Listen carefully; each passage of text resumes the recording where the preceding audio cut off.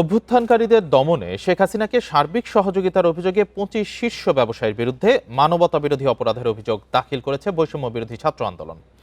তবে তদন্তের স্বার্থে তাদের নাম প্রকাশ করেনি। গণঅভ্যুত্থানের পরও অনেক ব্যবসায়ী আওয়ামী লীগকে কয়েক হাজার কোটি টাকা আর্থিক সহায়তা করেছে বলে অভিযোগ করা হয়।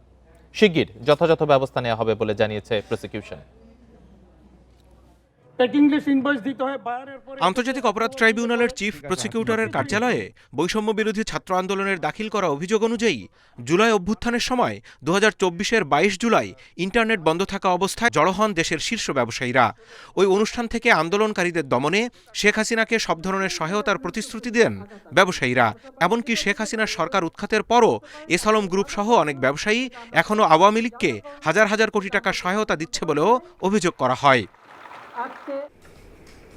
বাদীপক্ষের দাবি, মানবতাবিরোধী অপরাধের অভিযোগে শেখ হাসিনার মৃত্যুদণ্ড হয়েছে, কিন্তু তার সহযোগী ব্যবসায়ীদের বেশিরভাগই ধরাছোঁয়ার বাইরে।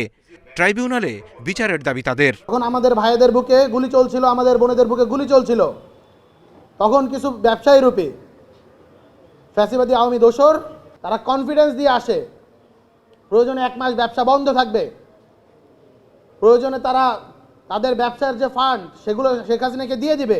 আন্দোলন সেটিকে অস্তমিত করতে চায় এবং তার জন্য যা যা করা দরকার তারা সেটা করার জন্য প্রস্তুত রয়েছে। এই আওয়ামী টাকায় এখনও আমার ভাই শরীফ ওসমান বিন হাদিকে গুলি করে হত্যা করা হয়। প্রসিকিউশন জানায়, অভিযোগ গুরুত্বের সাথে নিয়ে যাচাই বাছাই করছে তারা।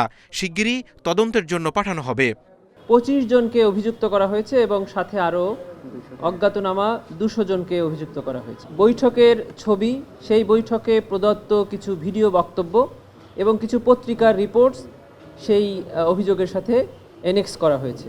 ট্রাইব্যুনাল আইন অনুযায়ী তদন্তে অভিযুক্ত ব্যবসায়ীদের বিরুদ্ধে অপরাধের প্রমাণ মিললে তদন্ত রিপোর্ট দাখিল করা হবে। সে অনুযায়ী আনুষ্ঠানিক মামলা করে অভিযোগপত্র দাখিল করবেন চিফ প্রসিকিউটর।